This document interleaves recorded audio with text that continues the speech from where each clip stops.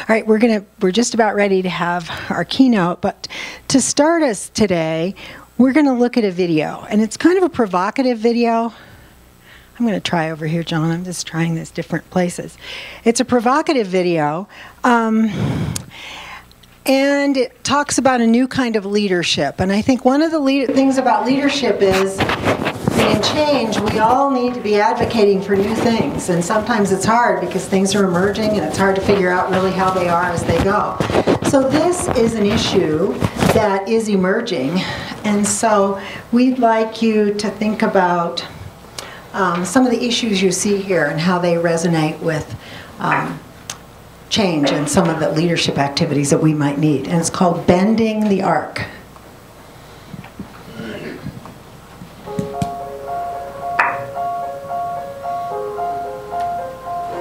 Imagine a country where the color of your skin determined which water fountain you could drink from, where your race became an excuse to seat you at the back of the bus. This is how it was when we began to bend the arc of history toward justice. Change did not just happen. Brave men and women made hard choices. They took the risks that were necessary to show people of conscience the brutality, the injustice of Jim Crow segregation. Patriots who believed in the promise of America organized at the grassroots. They marched, they rallied. They gave us a new language and a new birth of freedom. Imagine a world where the fields were sprayed with pesticides that poisoned our food, where oceans and great lakes began to die, where rivers running through the cities were so thick with chemicals that they burned. This is how it was when we began to bend the arc of history toward environmental justice. People set out to show us that our planet was dying. They asked us to set aside a day for the earth, and it grew into a movement that banned the pesticides, brought the lakes and rivers back to life, and inspired us to struggle for a clean, green, and sustainable future. Imagine a world where children were turned into soldiers, where dictators became more emboldened and more powerful even as the evidence of their brutality was revealed. And still today, we are bending the arc of history toward justice, toward a universal belief in human rights that tells those with courage if they will stand for freedom, they will not stand alone. Now, imagine a moment in history when we finally have the technology to democratize our communications but lack the will to share it with all communities, where a World Wide Web that can enlighten everyone is threatened by those who, in pursuit of profit and power, would make it a tool to control our speech, to pry and practice surveillance rather than to engage and liberate. A world where the elite enjoy an information superhighway while billions are stuck on the digital equivalent of a dirt road, where access and connection can be denied. This is our world. This is now. This is a critical juncture, a turning point. We've been here before. We know what to do, and we know we can do it. We must again bend the arc of history toward justice, toward digital democracy. But are we ready? Are we willing? Are we wired for change?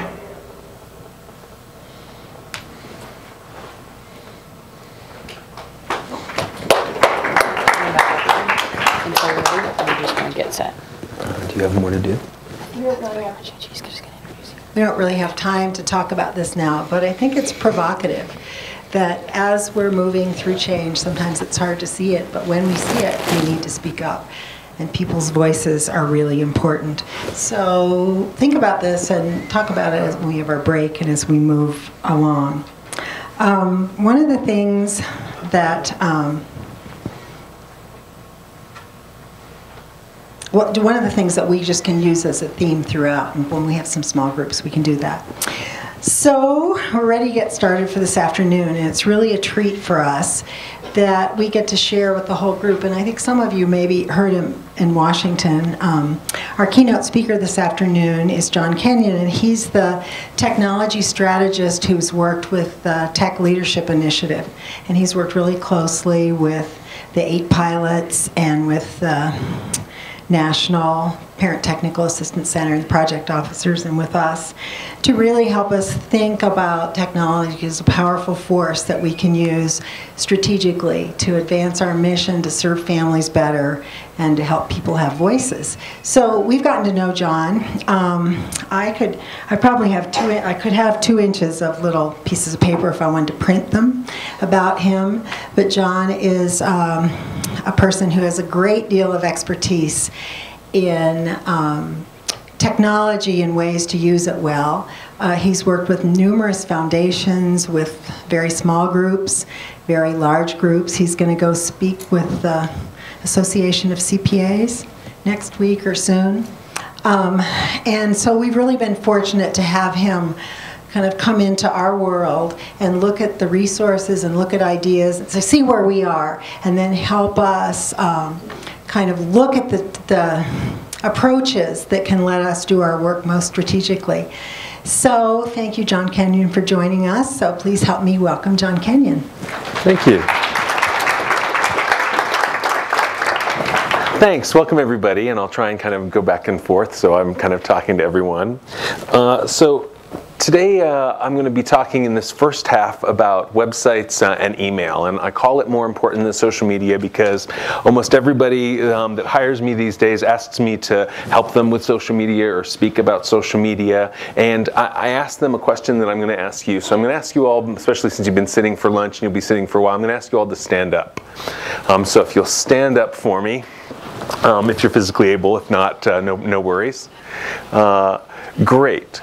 So now you can sit down if you can tell me the top 5 most trafficked pages on your website. Facebook. No, on your website. Oh, on my website? Listen and then... Sorry, Gabriella. Social media, that's where I got stuck. Oh, great. No, if you know the top 5 most popular pages on your website, sit down. Great. 1. Do I see anybody else sitting down here? Great. 2, 3. Okay, 4. Great. Okay, so as you can see, most of you are not currently aware of what your most popular pages are on your website.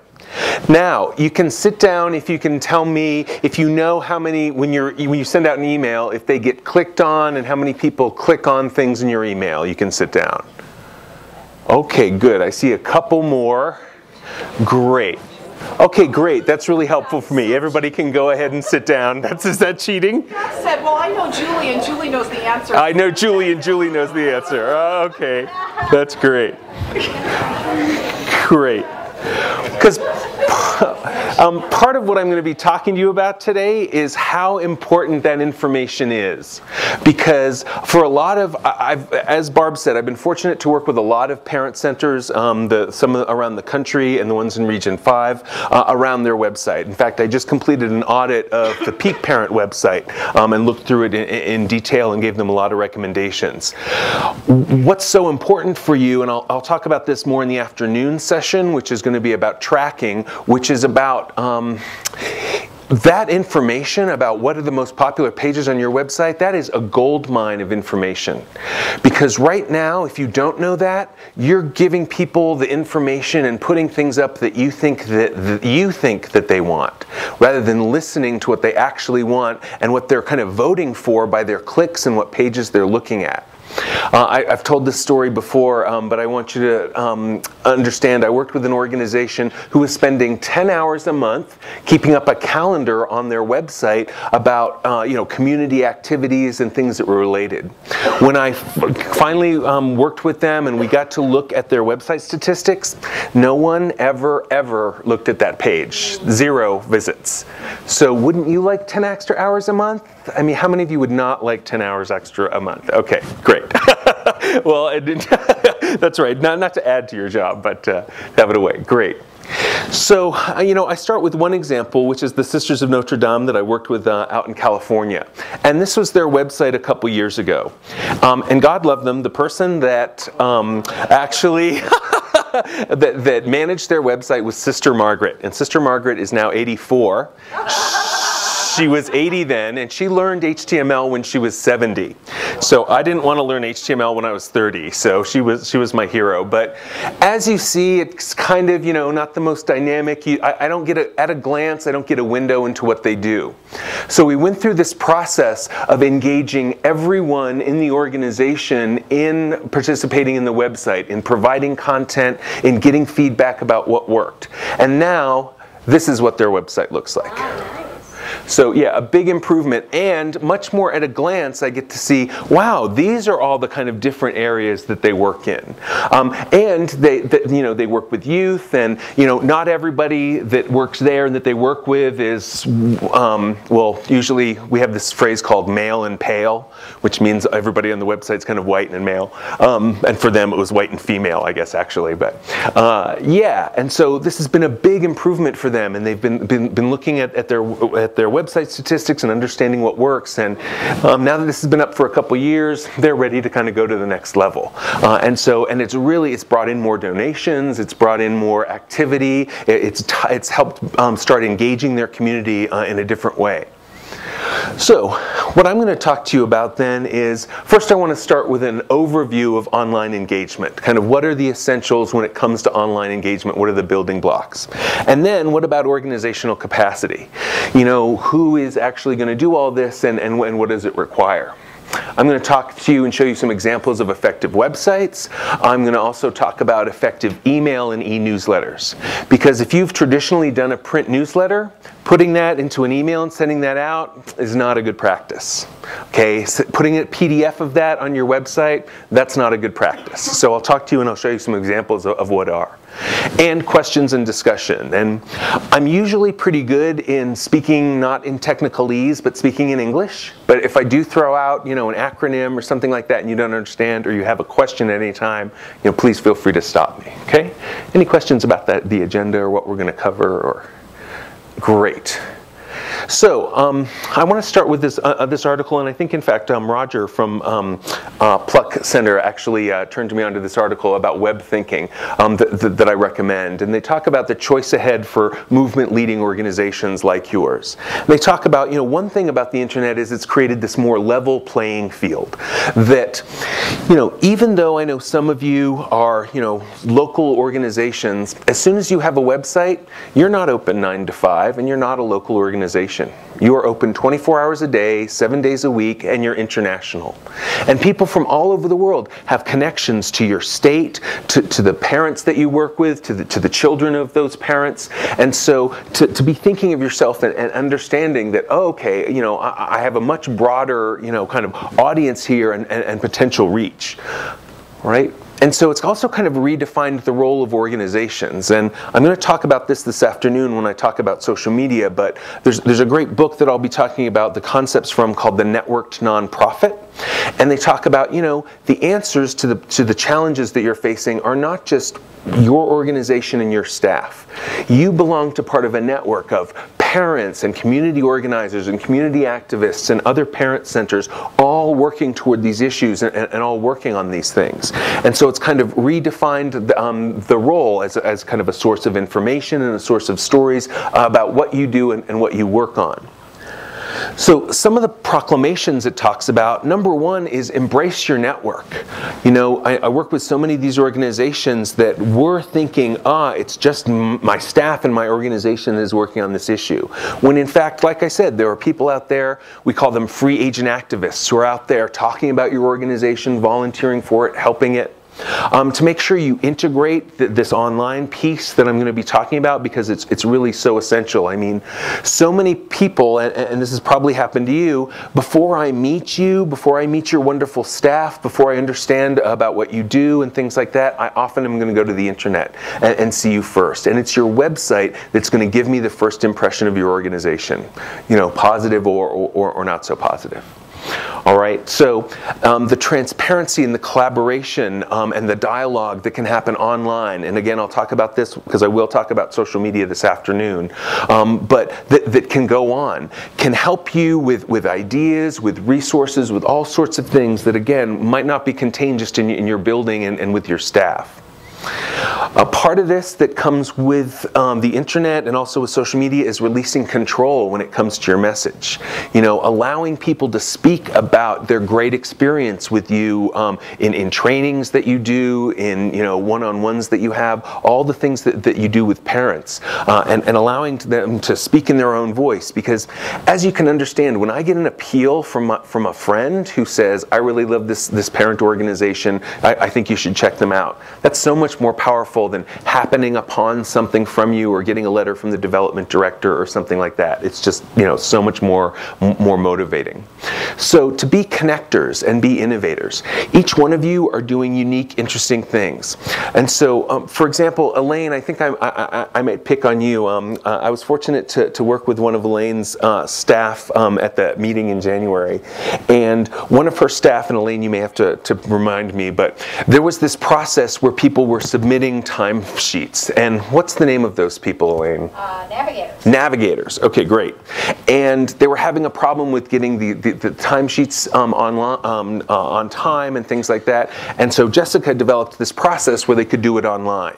And so it took some work. It took her getting them up to speed on it. But once that process worked, it took away a huge administrative burden. What would you say about it, Elaine? What did it help? I would say it's probably at least 10 hours a month. It's 10 hours a month that are saved. And we are better capturing the data of what those folks are doing in the field in terms of going to meetings, IEP meetings, and working with families. So it's not only more efficient internally, it also is providing good feedback for us in terms of things we ought to be doing as a center. Excellent, excellent. So that's a great example of taking a process that you already have, finding ways to do it better and include the online space, and really has nothing to do with social media, for example, or even tracking, even though I'm really advocating for that. So for example, friends of mine are foster parents in California. And it used to be that foster parents were required to go to trainings on a regular basis. I think 2 or 3 times a year you had to come to a training. And it used to be that those trainings were only on Saturday at 2 o'clock at a physical location. If you had to work during the day or you had 3 jobs, too bad. Now they've starting to move to this system where you can take these trainings online, and I know some of the parent centers are looking at these learning management systems where people can take your courses online. They've moved to that. Now people can take these courses anytime, any place, and they made it that much easier to be a foster parent. Okay, and as you know, there's lots of challenges that go with that, just with parenting, period, never mind that. But great, and so also being nimble. When something happens in your community, to be able to send out an email or update your website, kind of like that. If it has to go through a committee, how many of you, does anyone have to still call someone to change a line or a sentence on their website? That was a great expression. Too bad we didn't capture that. She's like, ugh, yes, that's me. So I feel your pain. Great. So this is just another, supporting piece of evidence for helping, why it's going to be worth the effort for you all to move out of that system. Because I know it can be a challenge, but there's lots of good content management systems which help you manage the content for your website that allow you to be nimble. Because, when things happen, people are activated. If there's a story on the news about one of your parents or one of the schools or one of your employees or something that you've done, you need to be able to, respond to it quickly, or else, it's kind of past, especially in these days of this kind of 24-hour news cycle. I have a Thank you. A comment. Gabriella. Along with, not being able to maybe make updates to your website, there's the opposite of that situation where, you start off with a really nice website, it's simple, it's structured, but then, you hand it to whoever's going to do the changes, and then pretty soon you have this website that is so busy and has all kinds of stuff everywhere. Okay. That's a situation where, what do we do? How do we avoid that? Great.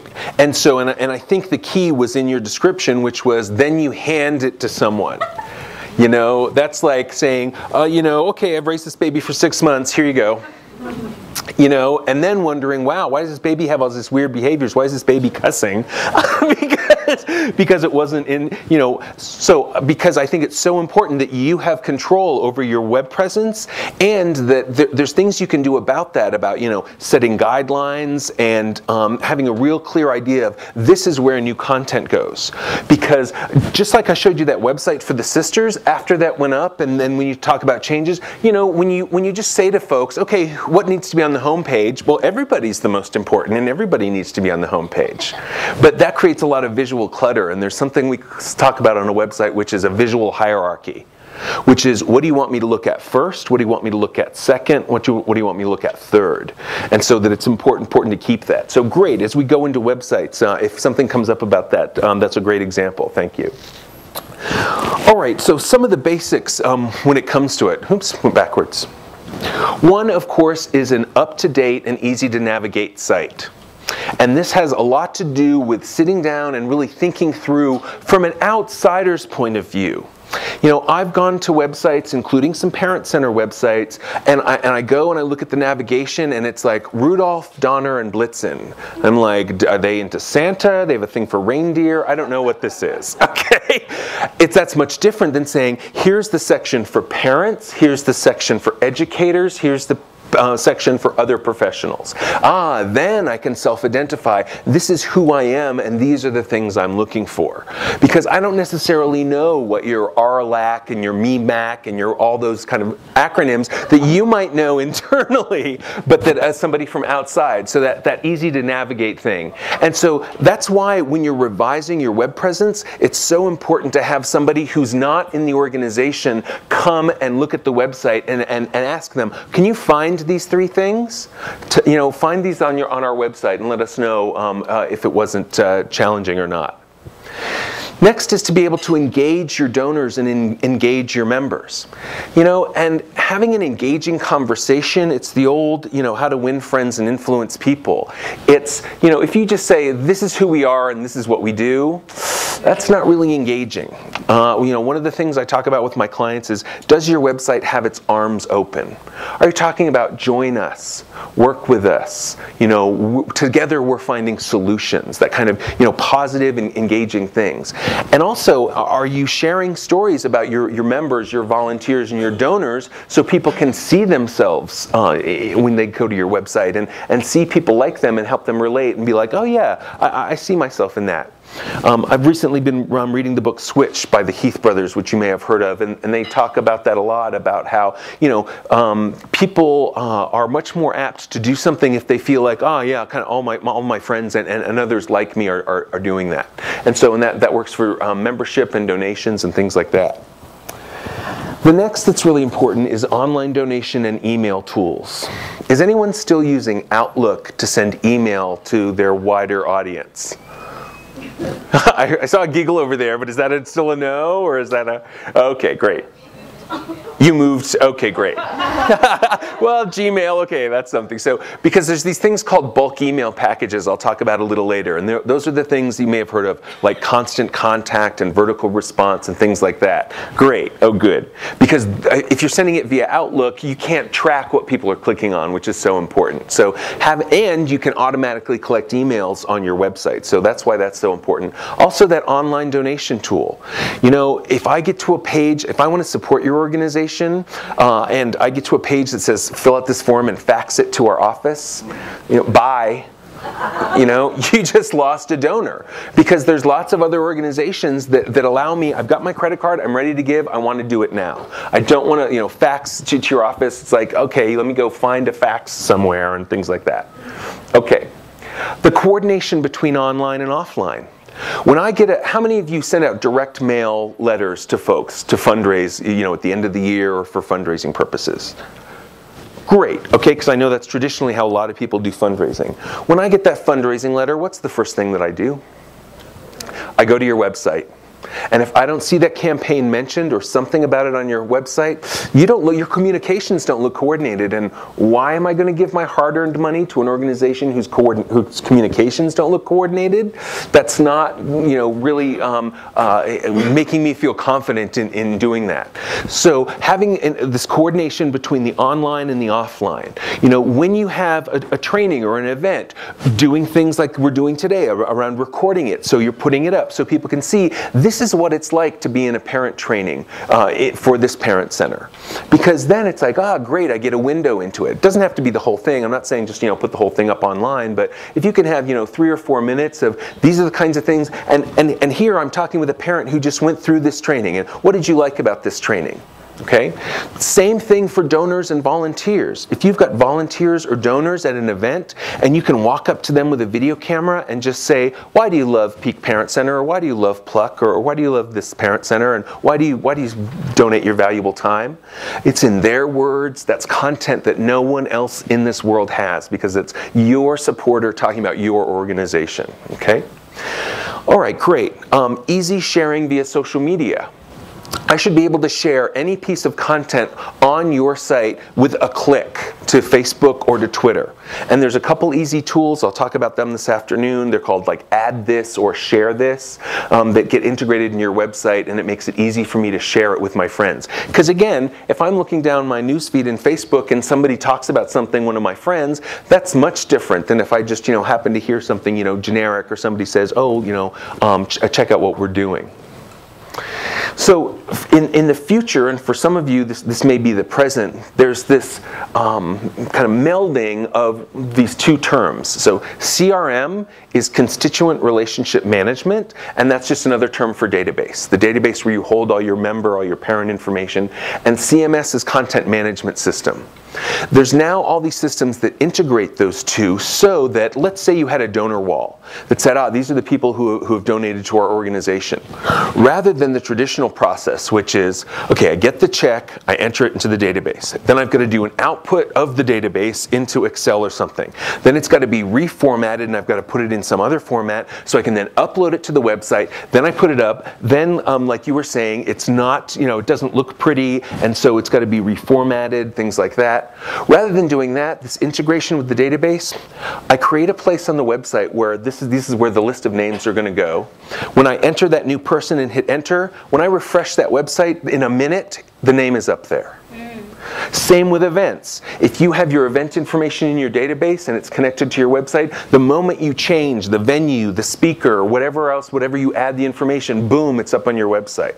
So it's just like the process that Elaine was kind of talking about, where you're kind of eliminating this administration and getting the information to people in a really direct and efficient manner.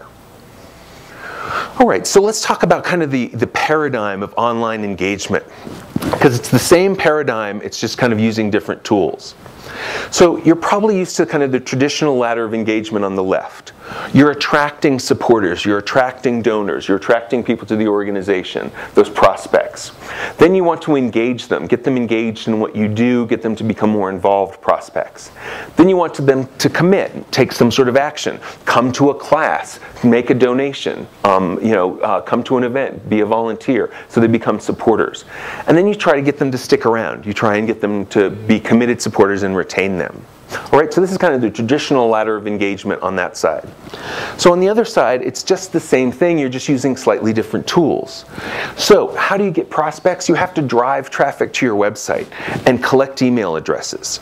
Email is still the #1 driver of traffic to a website. If you don't have a monthly e-newsletter, I recommend that you put that on your list. Because if I'm not hearing from you on a regular basis, it needs to be pushed into my email box. So, and you've got to think of other ways to drive traffic to your website.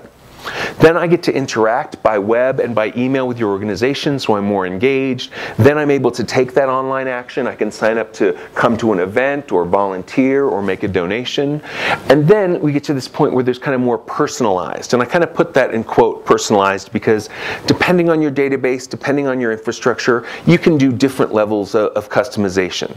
And sometimes it doesn't need to be direct, but So I often use the example of an environmental organization that works with bears, eagles, and salmon. And what's important for them to do and what's important for you to do is in your database, track what is this person most interested in? Are they most interested in resources for children with disabilities? Are they most interested in resources for educators? What are they most interested in? Because, but with the example of bears, eagles, and salmon, if you keep doing this fundraising campaign and putting up content all about salmon, and you're wondering why no one's ever donating and no one comes to your events, maybe if you did some research, you'd find out, most of my people are bear people. They want to hear about bears and the work we do with bears. They only care about salmon because bears eat them. Okay, so, but by knowing that, you will know if I want to get them interested in salmon, I need to say, you know, that mercury levels in salmon are really hurting those bears that you love. Or educators, you know, because having worked with these parent centers, it's been, you know, fascinating about unfortunately, sometimes the adversarial relationship that exists then between the teachers and the parents, because the parents are advocating for their kids and the teachers have these limited resources and things like that. Great. Well, you know, how can we find out where the mutual interests are, because there are some there. You know, we want, you know, quality education and opportunities for kids, things like that. So that's what I mean when I'm talking about personalized web content and email contact. The same goes for your email. You know, the day of dear, and even your direct mail letters, the day of dear friend, thanks for your recent gift, that's so over. That's so last millennium, okay? Because then I just feel like I have an ATM, you know, ATM stamped on my head, and you're like, yeah, whatever your name is, thanks for give me more money. That's not engaging. Doesn't make me feel like I'm important and my donation is important. Just with a mail merge, as most of you know, you can say, Dear John, thank you for your $50 gift on, you know, June 2nd. And that goes a long way toward me thinking, they know who I am, they know when my gift is, you know, they have a handle on their data. So just understanding this paradigm that it's basically the same thing, it's just using some different tools. It's not that, you know, kind of far out, it's not that much different. Because as you can understand, this isn't just a pyramid, it's kind of this cycle. The process, you attract people, and the person goes to the website and interacts with the content. They are engaged at the website and they want to keep in touch with you, so you ask them for their email and you get it. You capture the data and you begin the cultivation, you begin to, you know, be in regular touch with them, you engage with them through email, you ask them to, you know, volunteer or donate, and you link to the website. Once they commit, you record, you know, the dollars given or the action taken. They've come to a training, one of our parent trainings, they've come to a volunteer event. You acknowledge them and you continue to keep in communication with them. And then what I'll talk about also this afternoon with social media is tracking the metrics, segmenting the info, which is what I was just talking about with bears, eagles, and salmon, or parents, educators, whatever segments, you know, that would work best for you. And integrating data across multiple databases. I mean, you know, I work with a lot of organization where data is in 20 different places. Some's in the, you know, somebody's address book, some is in Excel, things like that. And so the more you can do to bring those together, the better. And then it's just this repetition. As you know, 20% of your donors, your email subscribers, they're going to fall out every year. So every year it's important to attract new people. And as you all know, there's no shortage of, you know, kids who are being diagnosed with autism and other things, and which is leading parents to needing to come to you and needing your help and support, okay? All right, so then as far as organizational capacity, that, you know, your database, I was just talking about, you know, data and how important that is. And here's my take on this, which is I feel that after people, data is the most important resource that exists in your organization. I mean, just think about it. If you went back to your office after this and all your data was gone, you know, how would you contact people? How would you ask them for money? How would you hold your trainings? How would you do any of that? So I'm pretty sure that unless you're an all-volunteer organization, that salary is your #1 item when it comes to budgeting. Is technology and data your #2 budget item? You know, almost, I doubt anybody could say yes to that, and that's normal in nonprofits, don't get me wrong. But if you agree with me that data is your most important resource, why aren't the resources being put into that thing that is so vital to your organization and what you do? Okay? So having a database, having established strategies around fundraising and things like that, having operations, the staff and the technology to do it, and of course the things that none of us have quite enough of, but the time and the money to put into planning, to understand about it, and as I said, when it comes to things like content and things like that, to help spread it out, because if you have to call everybody every time you have to change something on your website, there's a frustration and a cost to that, because you might not get as many donations because you were late coming to an issue or something like that, all those sorts of things. All right? So as you kind of go up this internet tools evolution, you start with a website and you're going to add online donations and then an email messaging program and try and get more interactive and hopefully end up with some of a more integrated system. Your resources and your capacity have to increase. Because, if you start doing an e-newsletter, you need to make sure that in your database you have a do not email and do not send e-newsletter field. If you don't, go back to your database and find out about, well, can we get those? Because I might be happy getting your fundraising emails and I don't want your e-newsletter. Or I don't want your e-newsletter, but I'm happy to get your fundraising emails. And you need to have the capacity to be able to respond to that and honor, what I as the subscriber want. All right, so just understanding that you can, kind of take these baby steps and move up this ladder and just figure out, oh, okay, well, where do we need to increase our kind of organizational capacity? And then how are our goals in balance with our capacity? What do we have now and where can we go from here? And then how is that balanced? All right, so that was a bunch of information. So I wanted to give you just a moment to kind of reflect and think about, how is this different from your current capacity when it comes to your website and your online stuff, and what changes might you need to make, either in your database or your strategies, things like that. Hi, Yvette. Because I'm part of the CLI thing, I can come with answers. Excellent, thank you. And in fact, I think I'm supposed to be using this. So Yvette, let me see. It's about to go green. There you go. Thank you, Yvette. Thanks. One of the things I did notice was about my website, which should have been obvious to me, but is that it's really static. It's one-way communication. We communicate to them, but they really don't communicate to us. So one of the things that we want to do, and Gabrielle had this great idea about having, especially when we do our trainings, to immediately to get that information, to give them a small little survey, 3 questions, something like that. Excellent. And then would they want us to follow back, to call them 2 months or a month later after the training, so we can have that interaction and have that intimacy that we don't have on our website. So. Excellent example. Yeah, in fact, my partner loves lighthouses, and so for his birthday, we went out to a lighthouse in the San Francisco Bay Area recently. 2 days later, from this small nonprofit, there's no staff in this nonprofit. There's the 2 people that maintain the lighthouse and the board. 2 days later, through Constant Contact, that email program, came a survey. Let us know what your experience was like. Did you like the food? How was the enthusiasm? Was it clean enough? Just them asking me went miles toward my being impressed with, like, oh, you care? You're not just like, next, who else has got money? So that just even asking that says a lot. And then, like you say, being able to say, oh yeah, I did want to ask you more about it. It helps trigger me when you send something to me, and it might lead that parent to wanting more services, or even saying, yeah, and I heard about this need in your organization, and I have that expertise. Could I help you with technology, or with fundraising, or communications, or your website? Awesome, Yvette. Thank you. Great. All right, good. So let's talk about some key attributes to your website. One is credibility. Like I talked about before, I don't get to meet you or your great staff initially. I get to meet your website. And it's up to your website to say, is this a credible organization? Barb mentioned that I'm doing this talk for the CPAs next week, and it's about social media fraud. Because, for example, after Katrina, like 400 websites went up fraudulently getting donations for them. And I don't know, I haven't heard that that's a real problem with for nonprofits, but I mean for parent centers.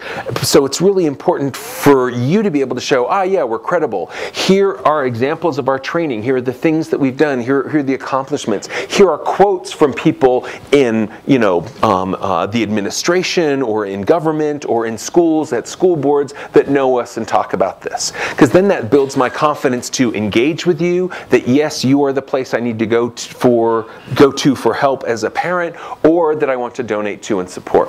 Okay, so that credibility is really important. That also includes having your financial information up on your website. Because as you know, your financial information is on a 990 in that website called GuideStar. You need to have that on your website. There should be an overview of these are in general our expenses and things like that. And then here's our annual report that you can download if you want the details about our finances. But if I don't see that, that's one of the first things I look at when I go to donate to a nonprofit's website. And I'm an online donor, and now that I have connections with you, and I'm a good friend, I got to spend some time with her yesterday, lives here in Colorado. And so, and she's got 2 kids who are just, growing up. So she might need your resources one day, and you would come to mind as who I would donate to.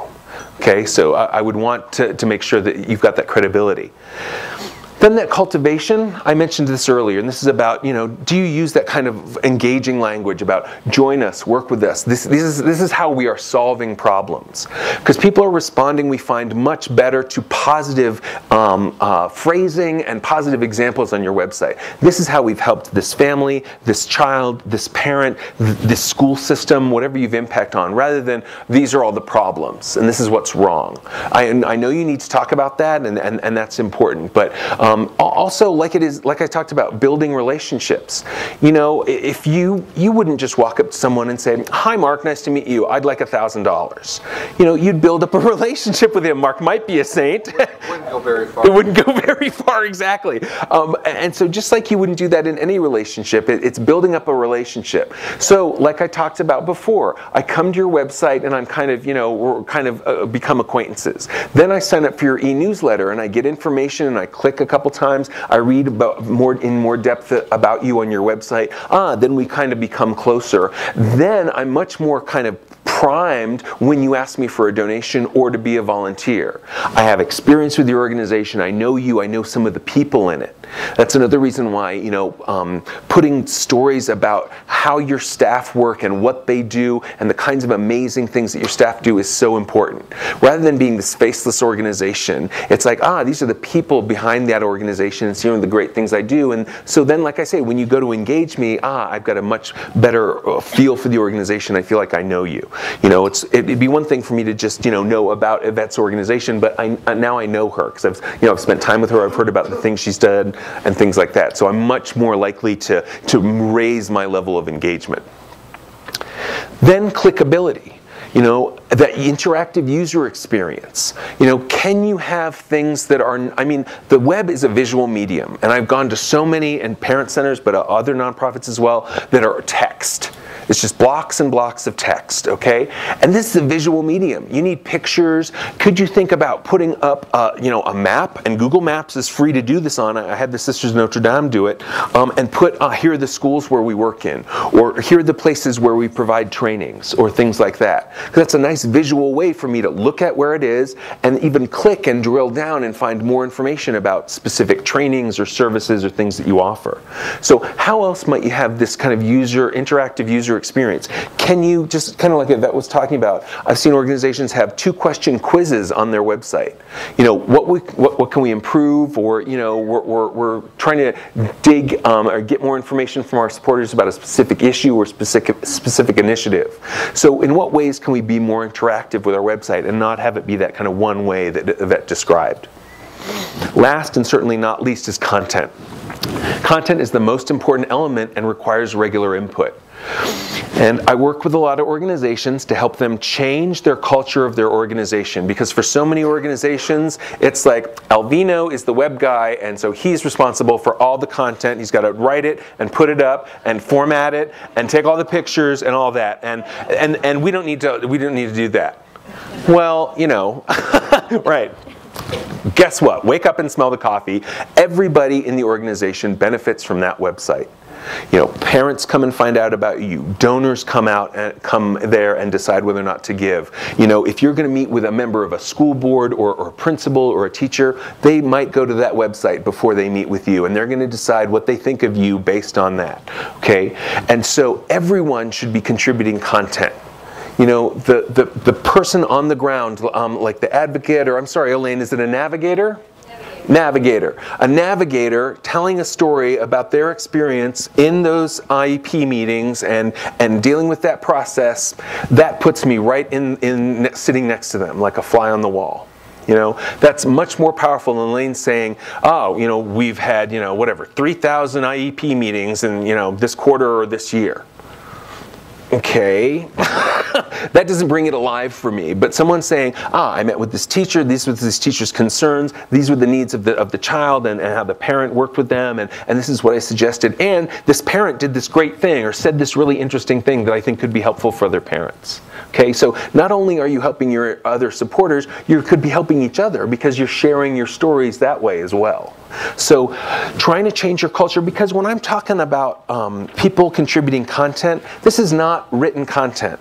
I'm not saying I need a 10-page paper from you every month, on top of your busy work. No. If you go look at most blogs and most websites, what is the content? 2 to 3, maybe 4 paragraphs and an image or 2. So to say to someone, 2 or 3 times a year, I need 2 or 3 paragraphs from you. And, guess what? It doesn't have to be groundbreaking, monumental, I changed this entire school system. That story about I sat down with a parent and the teacher and they came to an agreement and thought of a creative idea, that's amazing content. Okay, so, or a parent came in, they were a little distraught, I connected with them with some resources, and they're going to come back for a training and they left with a smile on their face. That is great content, and that gives me a window into your organization, okay? And so trying to get everyone in your organization to help with that is really important. Because then Alvino is not, well, why aren't isn't all that content up? Why didn't you put up the pictures of our last event or things like that? When he's, when all of us are trying to do many hats on most of our jobs, right? And in my experience, pictures from events are one of the most popular pages on nonprofit websites. So when you have trainings, when you have fundraising events, when you have volunteer appreciation events, with a digital camera and a good content management system, you can have those pictures up the next day and people will go and look at them. Okay. So just to go into a little more depth, that websites provide these multiple levels of information. And so it's just like if you ran into somebody on an elevator. And so I run into Julie and I said, oh, hi, you're at Peak Parent Center, what does that do? Oh, well, we work with the parents of children with disabilities. Oh, great. Maybe she'd tell me a little more and I'm like, great. I'd be interested to know, what is an IEP? Click. Now I'm on the what is an IEP page. And, okay, well, I'm a parent of a child with disabilities. What do I need to know? I've never been to an IEP meeting. Click Intro to IEP meetings. Things like that. So can your website keep up that side of the conversation? Can your website answer those questions that a stranger, or even not a stranger, somebody who just needs your services might ask? Okay, so there's multiple levels of information. Just like I was talking about the financial information. As a donor, that's what I want to be able to drill down. If I'm a CPA, I might want to look at all the detail in your annual report. For me, I just want an overview. This is about how much is allocated to the different things in our budget. Understanding that visitors come to learn something and then to act. Reading, that's not that exciting on the internet. People will come to read and get information, but, for example, when a parent comes to your center, oftentimes they're probably looking for a training. I want to take an action. I want to go to a training. I need to prepare for the IEP meeting, things like that. And so, have you created a path for that? If I go to your website and I learn something, can I then sign up for your e-newsletter? Can I make a donation? And what else can I do?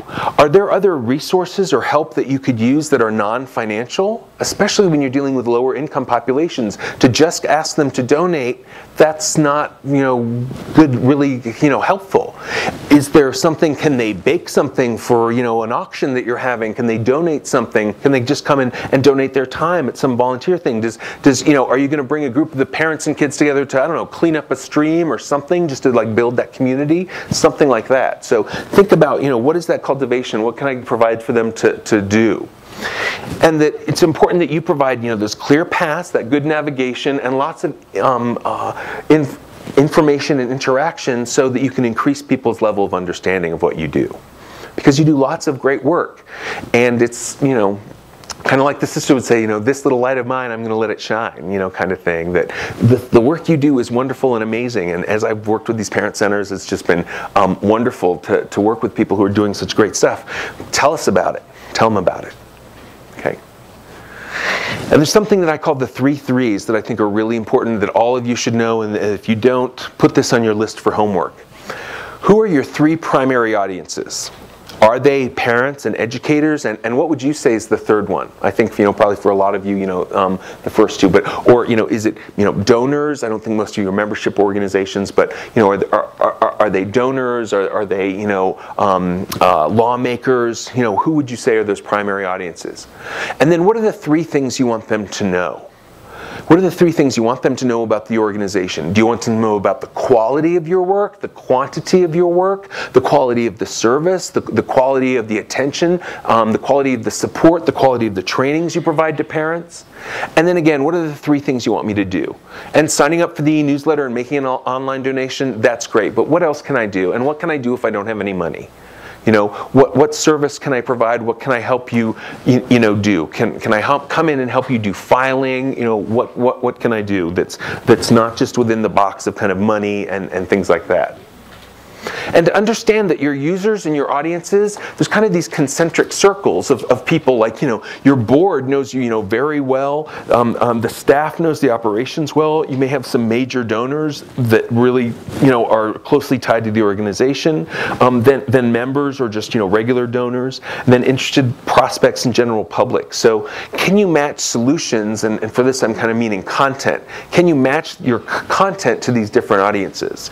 And, especially when it comes to these 3, so that I can just learn generally what you do. I can drill in a little further. But then again, you may even consider going to this level of the major donors who wants real detail about exactly what have you been doing now that this new law has passed, or now that we're in these economic hard times and your funding has been cut. What have you changed? What things have you had to cut back? Because also as a donor, when I learned that you have this award-winning program that's been so highly rated by all the parents, and you've had to cut those classes in half because you just don't have the funding, guess what? That could open that donor's pocketbook and be like, wow, this is something that's proven to work, that's really helping a lot of people, that isn't cut because people weren't loving it and because it wasn't really well done. So consider that and understand that you may have multiple audiences who are viewing this content. When it comes to the layout and kind of the content, I talk about this, thinking about it from the outside in. And I had this problem with the sisters, and I've had this problem with a lot of nonprofits, and it gets to this language I was talking about earlier. So the example from the sisters is they were talking about vocation. And I come from, I'm not Catholic. I didn't really work with a lot of Catholic organizations before that. And I'm like, oh, wow, I was thinking vocational school. I'm like, wow, nuns learn how to weld and, and fix cars. Wow, I didn't know they did that. It's really cool. You're really progressive. They're like, no. Vocation means becoming a nun. I'm like, well, there's probably a lot of people out there who don't know that as well. How about on the website, instead of vocations, we put becoming a nun? And as you may have seen from that website, we eventually settled on exploring religious life. It's like, great, that's a little more in English. That's not just, Rudolph Donner and Blitzen where I have no idea what you're talking about.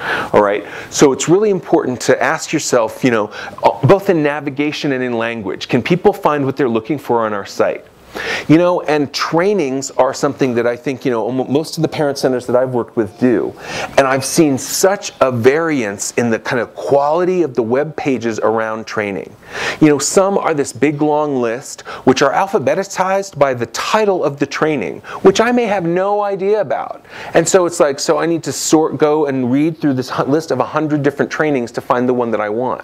Whereas the ones that I've seen that are great, I can sort by date, I can sort by title, I can sort by keyword, I can even sort by location. So I can just go and find the training that's closest to me, exactly has to do with whatever, IEPs or a specific disability, things like that. So, are you helping to find people? And you can do these things called that are usability testing, where, like I said, you have pizza and you have some parents come in and maybe some other people, and you just ask them to find some things on the website and bang away at it, like a focus group. And also doing surveys. I mean, kind of like the one Yvette talked about. I've seen nonprofits send out these kind of short, like 9 or 10 question surveys when they're redoing their websites. Go and find this. Was it where you expected? Sign up for the e-newsletter. How was that process? Did it work or not? Rather than just okay, we think it's done, let's just put it up there, and we're not going to really ask any of the users. That's the wrong mistake. When you're designing a website, you've got to be thinking about your needs are important, but they are secondary. The most important audience is your stakeholder, the user of that, the parents, the other people that use your website. And so that's the kind of paradigm shift that's been so important. Now, I will put a caveat to that, which is website design by committee is a horrible idea. To ask, your board, all right, we're all going to get together and figure out what the design should look like. Yeah, that's a recipe for disaster. Because I can't tell you the number of times that I've shown, we've gone through a design process with, designers and a very small web team, and then shown it to the board. Oh, I don't like those colors, I don't like this font. Well, guess what? You're not the audience. You're like, oh. Hello, you're not the audience. Of course, this is a site, for example, for kids. Kids have different, expectations and what they're used to online. So to design it for you, the board, would be the height of stupidity.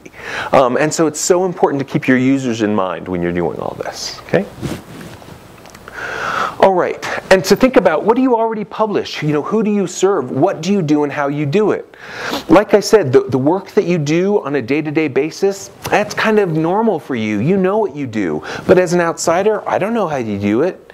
How do you empower a scared, frightened parent who's never been in an IEP to have the courage and confidence to walk in and know what they're talking about? How on earth do you do that? That sounds like quite a big task, especially if somebody's never had a child with disabilities before. So for you to be able to tell that story, especially from the person who does the training or meets with that parent, amazing content. And also thinking about what you publish. I used the example before of an event. And if you had an event and took pictures and then tried to print up like this full color brochure and mail it to all your supporters, that could be thousands of dollars. But with a good digital camera and a decent content management system for your website, for probably 10 cents a picture, you can have them up the next day and send out an email and say, hey, come and check out the pictures and drive traffic. And also, again, thinking about, how am I going to make this more visual? That's why, and less text heavy. That's why taking a print e-newsletter and slapping it on your website or sending it out by email is a horrible idea. It's got to be, you've got to really, cut that content down and really make it much more succinct and web-friendly. The web isn't a place to read long tomes of text. I'm on the web all the time. If something's that long, I usually print it out or I'll go and buy the book. I don't want to do that online. I'm not online to read long things. And don't forget that all this content doesn't have to come from you. There are people talking about your issues and education and the things that you work with all over the place. And so think about, where are there other partners where I can get content from? And being careful about not being too Americentric. When I go to even a small nonprofit's website and they're like, oh, we heard about this great program for the parents of children with disabilities in Canada or in Australia. It's like, wow, they're actually listening. They're not like, oh, the solutions are only in our backyard. They're like, people all over the world are dealing with this, with, trying to educate these kids and include them and all that sort of stuff. So why aren't we listening to other ideas and other solutions? All right. So there's things you can do, because I know you're all dealing with limited resources, about, is there revolving content? Do you have these reports or case studies or things like that, and you can feature them once a quarter, or they can revolve every couple months? Coordinating the team so that many people are providing content, and using good content management tools. And when we get to the Q&A part, I'm happy to talk about what are these tools and how can you use them. Having priorities. That's why I say you need to know what are the things you want people to know and what do you want them to do, so you've got clear priorities. So kind of back to your example, Gabriella, that not everything doesn't go on the home page and it doesn't end up looking like a mess. These are our priorities. Our number one priority is parents, our secondary priority is educators, and our third priority is donors. And so that is exactly how we're going to have the visual hierarchy on our website. And when we get to a place where we only have so much time this week to get content, that's the content. Those are the people for whom we need the content for. Okay. Having a system, a regular system, where, like I said, every staff member every 2 months is responsible for 2 paragraphs and a picture. And that we're also empowering people that, okay, we're going to have 2 or 3 digital cameras. Those cameras are available for people to take out to trainings, to site visits, wherever they want, and snap away. They're going to come back to a person who's going to load them up, and we can use them, on the web and things like that. And I understand about, concerns about, showing kids and things like that. But when it comes to the web, it's not about these professional, well-lit, model type pictures. It's about, these are pictures of real people and real parents and real kids, and this is our work. Okay. Developing a schedule. One of the best tools that even the smallest nonprofits I've worked with have liked, that I recommend, is an editorial calendar. So that you can plan out ahead of time what is going to be your theme across your communication every month. June is going to be Father's Day. So let's collect stories and pictures about dads. There's, when people think about parents and meetings with educators and advocating for their kids, probably a lot of people automatically think of moms. But I'm sure that you deal with, a lot of, dads that do this, and a lot of single dads and things like that. That's probably not, that's not in my, that's a prejudice that I have. So for me to go to your site and see these stories about dads, that would be really interesting and refreshing for me.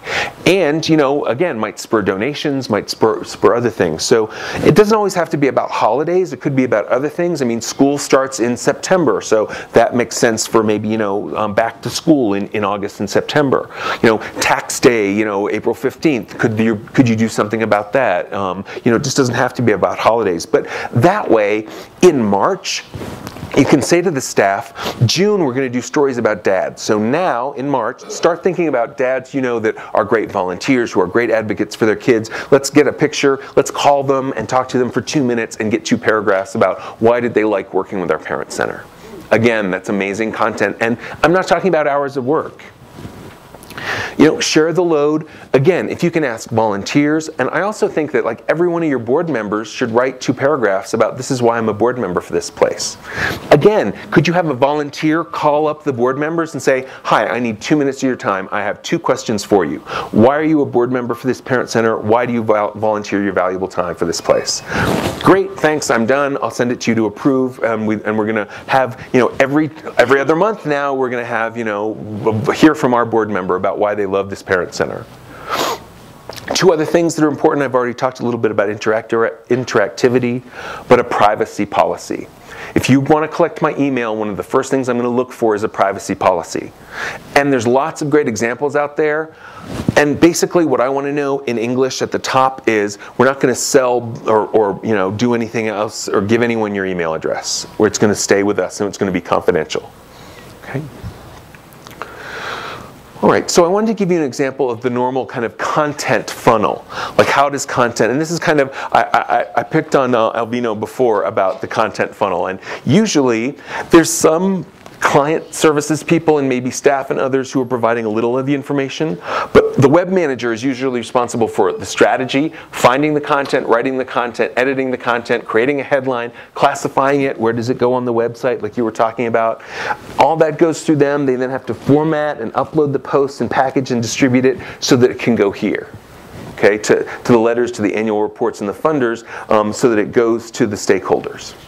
And as you can see, this creates a real funnel, a real bottleneck, and that things get stuck here, and that's why the content of your website may not be fresh, or of your email may not be fresh. Okay, to get this information to the stakeholders. An improved content funnel has leadership and the executive director and the board saying, this is the strategy for our web presence. This is going to be our editorial calendar, and these are our themes.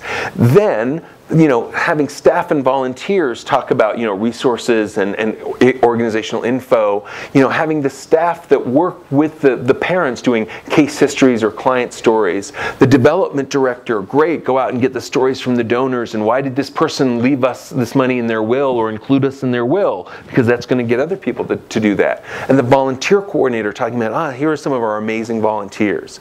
Then that goes into a nice big content bucket, which allows that web manager to then pull out of that bucket for these different things, the annual report, the website, the email, all those things. So just to show you those kind of how much of a less of a kind of, like I said, a funnel it creates when you help spread that out and everybody's contributing, and that you end up with this nice content bucket ahead of time so you're not scrambling for content at the last minute, which is nobody's favorite thing to do. All right, then around writing for the web, as I talked about already, people rarely read websites, okay? They scan them. Think about how you look at websites. You might read a paragraph or two, then your eye moves, and you read something else, and you click on something, and you click on something else, okay? And they glance at emails. Your email has that long usually before I decide whether I'm going to delete it or not. And if it says, April Parent Center newsletter, it's not really grabbing me, okay? So I'll talk about that in a minute because I'm going to talk about effective emails. But some tips are about highlighting keywords so that as my eye scans, I grab those keywords and I see, terms, which is a great opportunity for you to, by the way, educate folks. Especially if you have the intro to this parent services page and you mention IEP, can I click on IEP and it's going to take me to a page that says, what the heck is an IEP? And then I can drill down further and I can maybe see examples or see, if you've never been to one, here are some resources for kind of beginners. Here's some, quotes or stories from kind of seasoned parents, things like that.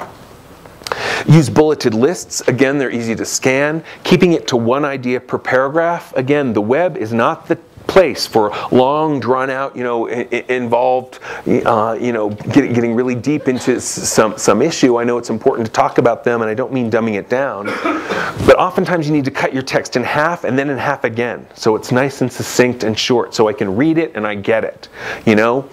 Almost all of us. One of my most popular classes lately is called Writing for the Web, and it's just an hour and a half of exercises and helping people change their writing, because I see so many of my clients struggling with it. Because all of us almost, and myself included, were brought up to write for print. As much as I have challenges with Twitter, Twitter has helped me become a better writer because I have 140 characters to say it. And I get rid of all those and thus forths and, all those things that are all this flowery language I might be in love with my own words, and a lot of people are. And it's like, no, this parent came in, I gave them some information, they left with a smile. It doesn't have to be, well, on Tuesday it was 8:30 and I sat at my desk and I was having a cookie. And then the cookie fell on the floor and then someone knocked at the door. It's like, no. Let's get right to the point. Mark, yeah. Wait a minute, Mark. Let me grab the microphone over here so we're capturing it for folks. Yeah, Mark. Well, one thing that strikes me about this is that I've taken different classwork over the years about doing presentations and, for example, doing PowerPoint presentations. And this maps almost perfectly onto the kinds of messages we get in terms of how we present information, like in a class or a public presentation. If you put, a whole paragraph of text on a PowerPoint, it's just lost on folks. Totally. And so you cut your text in half, then in half again, and then you're almost there. You might need to cut it in half one more time. Yeah. So just that struck me that it's like, oh, I've seen this before. That's right, because I know a lot of you are trainers and do these trainings and things like that, and I think you're right on. And also, the images. A picture can be worth 1,000 words, and a lot of people are visual learners, thinking about the different learning styles that people have. So can you give an image that helps them, helps it kind of track and keep them? Offer links. A lot of people are like, oh, I don't want to offer, links to any place else because it drives traffic away from my site. Well, if I want to drill deeper and find out about resources for, parents of children with autism in Colorado or in Utah or Montana, wherever I am, and you connect me to those resources, mentally, I give you credit for that and your website credit for that. If you don't, Google is that far away and you get no credit. All you get is, well, they must not be in touch, or their website's old, or they're not keeping up with it, or whatever it is that I might think about you that's not positive, okay? So, email addresses. Email is still, one of the kings. So your new mantra, you can, face east in the morning and get in the lotus position and say, I will collect email addresses everywhere. And I am talking everywhere. Every time you have an event and a training, if you can, have a laptop or something over in the corner with the page on your website where people can sign up for your email newsletter. Every time someone calls you on the phone, once you get to this point with your database, I'd love to set you up. Would you like to keep in touch with us via our e-newsletter? It'll tell you about our classes and other things that are coming up. Great, I'll sign you up for it. Okay, so that you make it as easy as possible for people to sign up. And by the way, if you're not doing an e-newsletter and you're going to start doing it in a month or two, you can't just grab the email addresses that you currently have and slap them on your e-newsletter list. That's spam.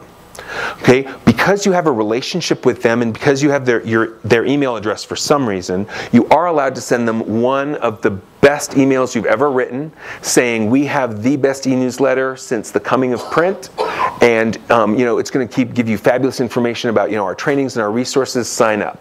You can send them one email and let them go to your website and sign up for the e-newsletter, but you must ask them permission. And you must make regular contact. If I sign up for your e-newsletter and I don't hear from you for 6 months, I forget I signed up. And I might report you as a spammer once you start sending me an e-newsletter. And if you haven't been using your email addresses for a long time, you've probably got a lot of bad email addresses. So you're going to have to do work to clean up that data. But that's good work because, like you've probably been to websites that have that box pre-checked. Yes, I want your specials and updates and constant emails. That's a horrible practice to have that box pre-checked. Because I had a client who was like, oh, we leave that box pre-checked, and now we've got lots of people signing up for our e-newsletter. Like, great, now let's go and see how many people have unsubscribed from your newsletter in the same time period, and it was almost a one-for-one match. You don't want a huge email list. You want a high-quality email list of people who love you and want to hear from you and who like getting your content. Okay? So to update your content easily, you'll need a content management system. And those are systems, and there's a variety of them. There's WordPress, there's open source systems with bizarre names like Drupal and Joomla and Mambo and things like that, which I'm happy to talk about or tell you more about. I usually try and keep away from tools because I'm more of a strategy person, and I try to be kind of vendor agnostic, because the right tool for it's just like recommending a car for someone. It's like, the right car, the right house for you has a lot to do with your situation. But thinking about, using consultants for strategy and the stuff you don't know, training staff on the use. Just like I picked on Alvino for that other example, it's a horrible idea for one person to know how to update your website. You should have at least 2, if not 3 people. And I know a lot of you, Yvette, you're almost it, right? There's another couple staff. Okay, yeah, both. Great, but in terms of capacity, you both are able to update the website. So see, even the smallest, parent centers can do that. So having clear guidelines and policies, especially if you're going to ask multiple people to write for you, you want to be able to have clear guidelines and policies. So, for example, I'll pick on the sister again. They set up a blog because they are interested in social justice issues, and they have several issues that they deal with, non-nuclear proliferation and human trafficking and things like that. But then on the blog, she started talking about things that were important to her. And they're like, that's great. We love that you're passionate, but that needs to be on your personal blog. And here are the guidelines. That way it's not personal. It's not like, board president, board member, stop sending out to our email list all these things that you like, every other week. here are our guidelines and policies that it all has to go through. It has to match with our calendar, things like that. So making sure you have those guidelines and policies, thinking about volunteers who can help you do some of the basic stuff, and again, user-generated content. There's this website for the National Wildlife Federation, and what they did was they set up this thing where people, when they saw wildlife, could take a picture of it and send it into the website and say, I saw a robin in Denver, Colorado. Now they've got this map on their website that is just full, like wherever you go, you can click on a state, you can click on birds, and it'll list all the birds that people have seen in Colorado in the last 2 months. User-generated content. And so it's kind of a little bit like Yvette was saying, if you're able to take the comments that folks put in, if you do a survey after they come to your training, and you have all these comments, great, there's some user-generated content. Have a wall of, what parents said about this training. Because again, if I've never gone to a training, if you can show me some real quotes from people that doesn't sound, like somebody's reading off a script, that's really powerful. Okay. So, in terms of driving traffic, it's important to have your URL everywhere. If you're in a building that has a window, then there's a road anywhere inside of that window, you should have your website address there. When I mentioned we went to this lighthouse recently, the lighthouse, there's a ferry that goes through San Francisco Bay and passes this lighthouse. Huge sign on the fence of the lighthouse. Keep the lighthouse shining. Here's the website address. So, I've been through I travel a lot for these trainings. I've been through so many towns and organizations where there's this tiny letter, in tiny letters, this name of the organization on a building as I pass by at a busy intersection. It's like, well, if I'm interested in that organization and I want to know more about that parent center, I don't know where to go. But if every time I drive by, I see, there's the website address, great. Then when I go home, when I have free time, I might be able to check it out. So your URL using word of mouth. If you do have a print e-newsletter, talk about the cool stuff that's coming to your website or that you've put up on your website, the more interactive stuff.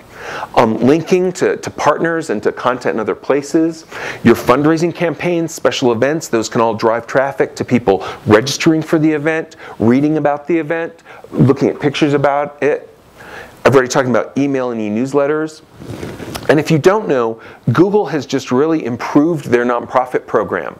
If you are not a Google partner, I strongly recommend that you go to google.com/nonprofits. It's a really pretty simple form. You sign up, you give them your tax ID. They're going to give you these Google grants, which means if you you can request from them specific words, because if you do a search in Google, your results come here, and then you'll often see on the right sponsored links. If I type in, disabilities Utah, and you have gotten those words, up you will come under sponsored links. Okay, and so for whatever your state is, you can request those specific words. And so Google will grant those to you, up to $10,000 a month or something amazing. So that as people are looking for resources around their children with disabilities, you're going to come up. And so that's another good way to drive traffic. Also, news groups and listservs and things like that, they may seem old school, but if, a lot of educators and things like that are still on these news groups and listservs, and so if you're on there and someone asks a question, you can be like, yeah, we just did a report or a case study about some of the innovative things we're doing around IEPs. Go and check it out, and that will drive traffic to your site. Okay, and that can include things like groups in LinkedIn and other things like that. Then in terms of visually, I just wanted to give you an idea of kind of what's the style, what's the old style, what's the current style, and what's the new style of home pages. So this is the very old page home style, home page old style, which is this list, and here barely discernible, and unfortunately this is still up. I did this 2 weeks ago. Unfortunately. So, but this is a very old style look of web page. This is kind of a more current style. The navigation is a little clearer. It's a little more visual. There's kind of clear, different things that they want you to do in different sections. But, for example, and this is actually one of my clients, a great organization, the Family and Child Services organization in Western Pennsylvania. There's about 32 navigation elements on this page. They're all over here. They're all up here. They're down here. There's a couple down here. It's really kind of challenging. It doesn't have the punch. So the new style is much more visual. Okay, so, you know, I'm young, I can work, I choose not to leave Haiti. My vision is Haiti with all its daughters and sons empowering themselves, you know, for Housing Works. And here is Making It Right around New Orleans is helping rebuild the lower 9th Ward, and a picture of folks out doing it. Okay, and then again, you know, some kind of clear visual navigation. You know, this navigation is really kind of short and sweet about, you know, the different issues that they work with. Still with the donate button, still with the search, still with the, you know, there's donate now boxes right in the middle, still asking you for an email address, things like that. Okay.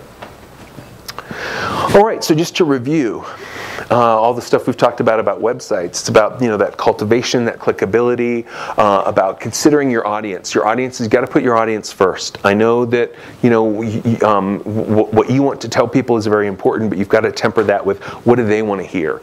And again, I'll talk specifically about metrics in my session this afternoon. But bringing that content, writing for the web, asking for the support, and making it easy for me. Don't, you know, same with your services. I mean, I noticed on some websites, and this is true for a lot of nonprofits, if you'd like more information about this, email info@ or email blah, blah, blah. It's like, why are you putting this roadblock? Why can't I take that other step of fill in this short form of my first name, my last name, and this is what I'm interested in?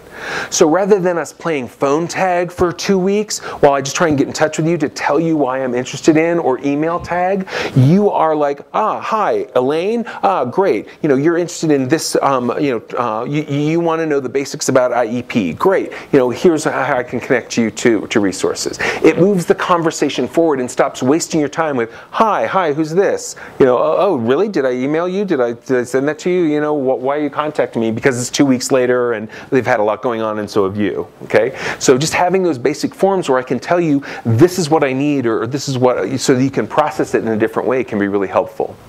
Having that privacy policy and interactivity. All right, so that was my fire hose of information about websites. Can you go back to the previous slide? I want to ask the group about, you know, when considering your audience. I think for me, I always, I'm talking about considering your audience. I wanted to ask everyone about maybe tools or anything that you're using currently to attract more users that may be challenged around, you know, visual or hearing. What are people using? Because I know that's maybe often an audience we kind of overlook just because we're too focused on maybe parents or whatever. But I want my users to be able to come to the website and use it, even if they may not be able to see the visuals. You know what I mean? Like, sure. What do you have any advice or? Sure. So there's a set of accessibility standards. I think it's W3C.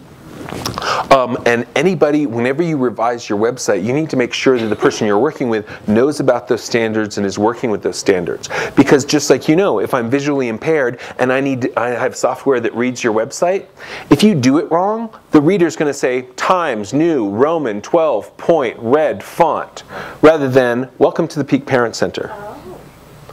Okay, so I think that's a really good, that's a good point, and that's a good thing to be aware of, and that, like I said, any good, you know, web person that's kind of worth their while is going to know about that, or is going to know where to go. And a lot of the tools that are in use now are also much better suited to that. That was a much harder issue even 4 or 5 years ago with these content management systems. They weren't built for that. But now they're much better at interacting with those, with people being able to, there's something called cascading style sheets, that rather than this standard format that every one of your pages, as a different browser or a different platform is using the website, it will modify itself to that, so that people can, you know, because for example, I know on my computer I can do like a command plus, and the whole website will build up. And if it hasn't been formatted right, the words will get big and the pictures will stay the same and the words will be hidden behind the pictures. Things like that. So yeah, and like I said, I totally would recommend asking those users to use your website and telling you what doesn't work or how it doesn't work, because then you can feed that back. Terry? At accessible.org, you can get your site Bobby approved, and they right. can do that for you, which is pretty cool. That's right. Yeah, and I think that's still free. When we did it. Oh, great. When you did it was free, because I know that's been around for a while, Bobby. Bobby approved, and it goes through this series of tests to make sure that it's accessible for folks. But again, I think that there's no substitute for you all talking to the people who actually use your site, and you know, of all stripes and from all different places, so they can give you real user feedback. Hi, Janie. John. First of all, I want to say this information has been incredible. Typically, when I'm sitting in a presentation talking about technology, about 5 minutes into it, my eyes glaze over and I'm gone for the rest of the session. Incredible, incredible information. Thank you. Thank you. A question I would have for you, John, is this. You appear to be very astute in this area of technology. Has there ever been a study, or are there statistics out there telling us how many parents actually own a computer that Great. have access to this wonderful technology? I especially worry about parents in rural areas Great. that may not even have access to internet, or parents that come from a lower SES area. I mean, this is wonderful, and they, of all the people, would really need this information. That's right. Can they get it? I mean, are there studies out there saying the average household, I mean, you know, 9 out of 10 households have a computer? Sure. And maybe I'm thinking, you know, I'm finally on online banking, and that was a very large step for me. So, that's right. You know, Good. Is there information out there? Yeah, the Pew Center does some wonderful research. The Pew Center for the Internet and American Life has some great stuff about there, because they're regularly finding out about that and talking about that. Thank you. And so, but I would also say each one of your organizations has a unique set of stakeholders. And this is another reason why, and if you come to my session this afternoon, I'm talking about analytics, because Google Analytics will tell you this, out of the 1,000 visitors that came last month, this many had cable, this many had DSL, this many had phone line, this many, so you can see, these people are doing it by phone. I need to take off of my home page that 10 megabyte file that takes forever to download. The other thing that I'll talk about, and that I was going to mention anyway, so thank you, is mobile. Especially when you're dealing with lower income populations. They may not have high-speed internet access, they may not have even a computer, but a lot of them have phones. And even if they're not smartphones, you can be in touch with them by text. So how can you take the essence of what you want to communicate to them and put it in a text message? That's that kind of forward looking down the road. How can I meet them where they are? And so I'd strongly encourage you, if you're able to survey your parents now and say, you know, how often are you? Same with social media. When I talk about this, if you're thinking about going on social media, next time you have, every time you have a bunch of parents in a training, great, can you all take these 5-question survey? Once a week I go to Facebook or Twitter or YouTube or Flickr, so that you know where they are, not you're guessing, or that, like you say, you may have a wrong assumption, or you may have found out, because like I was fortunate to do some work in Australia and talk about problems with people being rural. I mean, they have a big initiative now to make 99% of the country broadband, which is amazing, but it's improved a lot. But I know also I just have to go, you know, an hour out of San Francisco and people are on dial-up. So yeah, so ask your people. And talk to them.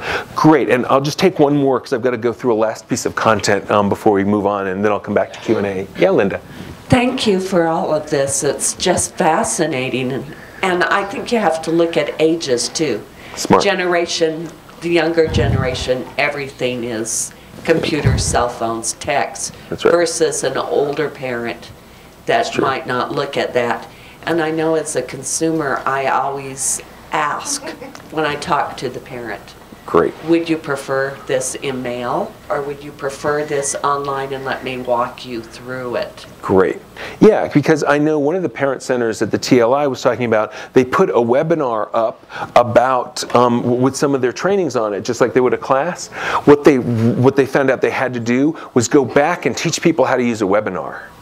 So they needed a video about how to use the video for the webinar. But they didn't know that until they tried it.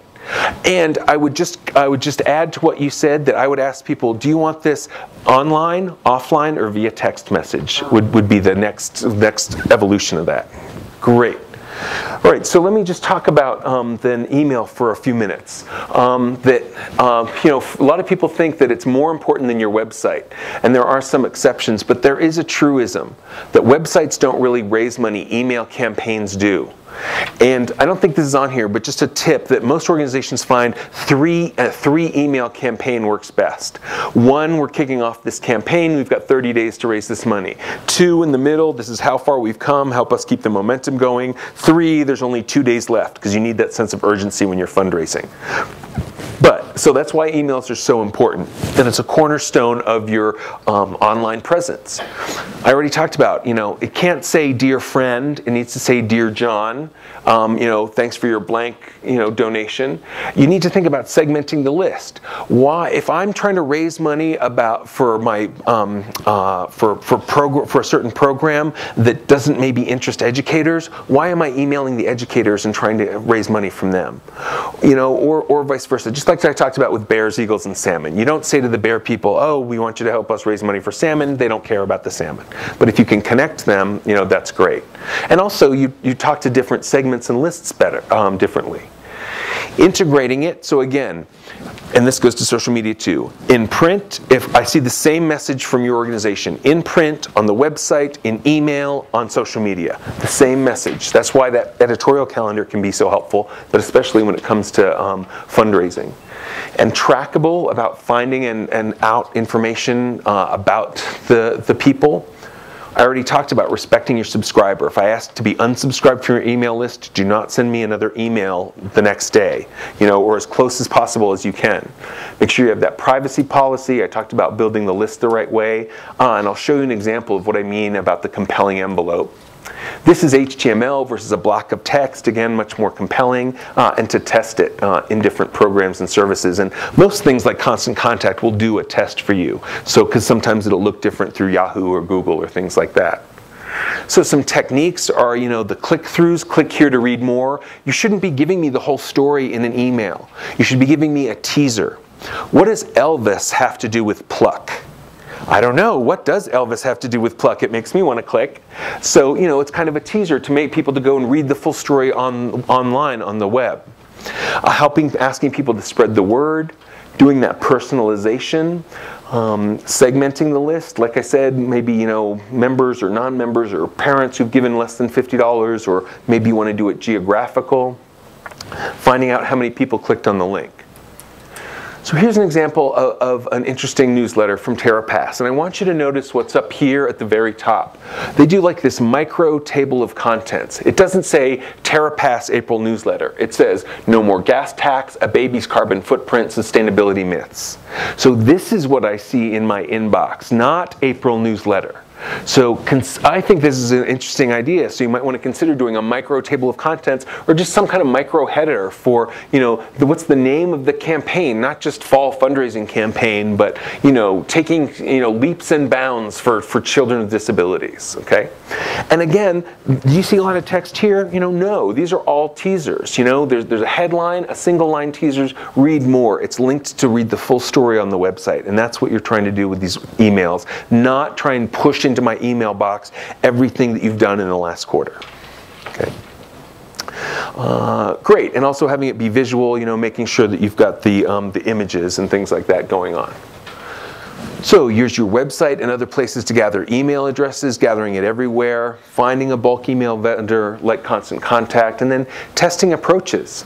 Like I was just saying, you all have a unique set of stakeholders, and different things are going to work with different audiences. A lot of people find humor works very well. You know, if you can be a little kind of tongue-in-cheek. If you know the organization grist.org, they call themselves doom and gloom with a sense of humor, and they talk about serious environmental issues, but they talk about it in, you know, often in a humorous way, still backed up with science and still serious. So try not to, you know, I know you're dealing with a serious issue and the, you know, the responsibilities of educators and the rights of kids, but you don't always have to be so serious. Sometimes, you know, humor can really, you know, bridge gaps and really, you know, open people up and get them engaged. So again, just for you to give some thought about, how is this different from what you do with email and e-newsletters if you do them, and what might you do differently? And again, I totally get that, a lot of you are dealing with, reduced resources and things like that. Baby steps are fine, okay? And I just included, this wasn't in the original deck, but I'm going to give it to Bronwyn. So this will be, all these slides will be available for download from the website. But I wanted to give you this content flow example for an event, since I know you all do trainings, about, what goes on the website, what goes in email, what goes on Facebook, and what goes in print. And then, this is, focusing on the website about, this is where you put up an announcement. This is where you have the registration form. This is where you have people register. This is where you can put up quotes and comments about the training. And also thank people, and maybe you post a YouTube or some Flickr pictures or something about the event. So I just wanted you to have this to refer to. I'm not really going to walk through it, but just so you know. Great. So I know we only probably have 5 or 6 minutes left, but and I know this was a lot of information, but is there anything about experiments that you're thinking of doing, or you're thinking about how you might implement 1 or 2 of these ideas? Yes, thank you. Let me get you the microphone. Hi. I just have a question about photo release forms. Photo release forms, great. Camera to places. Great, so a couple things. What the lawyers tell me is that if you're in a public place with more than 50 folks, your picture can be taken. And that's how it is. However, I liked what Bronwyn did, and to me that's an excellent practice. And what I've seen some organizations say is, at this event, your photograph and video will be taken. If you prefer that it not be taken, let us know, and we'll put like one of those inventory, like bright orange stickers on your name tag or on you. So then, when we go back and edit things, we can cut you out or leave you out or things like that. So that you're letting everybody know, every time you have a training or an event, that this is what's going to happen. It's going to be here. So it's on all your communication, so it's up front. The other thing when it comes to kids is I've seen a lot of creative things done with children. I've seen from the back of the classroom looking toward the teacher. I've seen like the kid with the door open from the back of him looking out to the playground, and the playground's a little blurred, so you're not, seeing faces. And plus, most people don't object to you putting, not identifying their kids as, by name or things like that. And I also know some organizations where it's like, oh, you've got great pictures of kids. Where did this come from? Oh, they're the board's kids. Well, you deal with kids, and that's the kids you had access to. So, anyone else have anything different that they wanted to say about photo release forms? Great. I can talk really Thanks, Elaine. I can talk really loud. We do have parents sign a form when we're at, when we're doing an event. Great. We have a form that's a standard form, and most parents say, great, and we don't use the children's names, but the pictures. Excellent. Because in South Dakota, you're only 2 clicks away from knowing someone. Totally. And so that's really important. That's right. Great. Good question. Yeah, I was doing that. That's funny for having Roger here, because I did a training at the Community Foundation in Montana, and I was talking about having staff and board bios and pictures on your website, and someone said, yeah, that's really important, because they almost always know someone who's on the staff or the board of that organization. I'm like, oh, yeah, right. They're like, no, actually. They're like, there's 1 million people in the state, and I usually actually know somebody who knows somebody that's on there. And that's probably true for your organizations. So again, if you can get the pictures of your staff and your board, and even the professional bios. It doesn't have to be personal information, because I know some people have concerns, but again, it really puts a face in your organization, and nonprofits can often feel, I don't want to say, faceless, but it can be great to, put a face on them and warm it up. So, Rachel. How often should you be updating your website? Every minute. No, I'm just kidding. When you have good content. And so for a lot of organizations, if they aren't in this content generation mode, I say, spend 6 weeks helping to try and change the culture and gather content. June, it's a wash. So what are you going to do for July? Come up with a theme for July and say to everybody, I want, 2 paragraphs and a picture from all of you within the next 30 days. 2 paragraphs, and it's maybe not everybody's into pictures, so maybe you can lean on a couple of staff for that.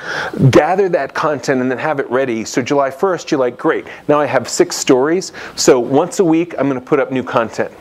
And what I'm going to do in my newsletter in the middle or even the beginning of July is highlight that content, just the headlines, and send that out. And so then that's going to drive people to it.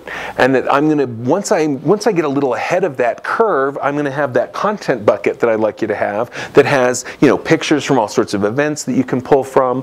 Like I said, asking board members, asking volunteers, doing videos so it doesn't all have to be written.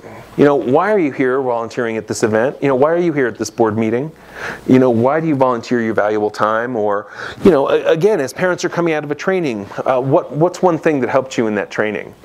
That's going to be content, like I said, nobody has, and hopefully when you have a different content management system, that's going to take you, you know, 5 minutes the next day to upload. It's not always going to be, you know, perfect and, you know, photo beautiful. It doesn't have to be. I'm looking for organic, real content that I get and that I can look at. I mean, for all of us who have, you know, looked at YouTube videos, you know, like the twins talking to each other, like da da da da da. You know, that's not like beautifully lit or well done. Millions of people have looked at that, and so when I see something real, I'm much more likely to pass it on. And I think it gives a good impression of your organization, even if it's not quote unquote, you know, like professional. So, but yeah, that's what I would say. So gather it ahead of time. If you can do it 2 or 3 times a month, you know, to me, once a week would be your goal. If you're like, the best I can do is 2 times a month in the next couple months, great. Match your capacity. But keep pushing people and letting them know, this is our goal. We're trying to get to once a week. Yes? I was just going to say that in terms of photographs, it doesn't have to be professional, but you can just go in and crop and do different size photographs. You know, I mean, it turns up with different shapes and whatnot, and that can be very visually interesting. That's right.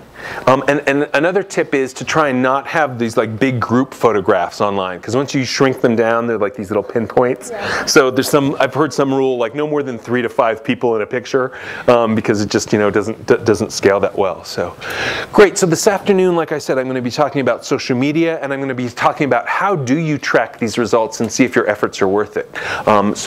If you're able to, please join me for that. So thank you so much for having me and spending your time with me, and I wish you the best with your online endeavors. Thank you.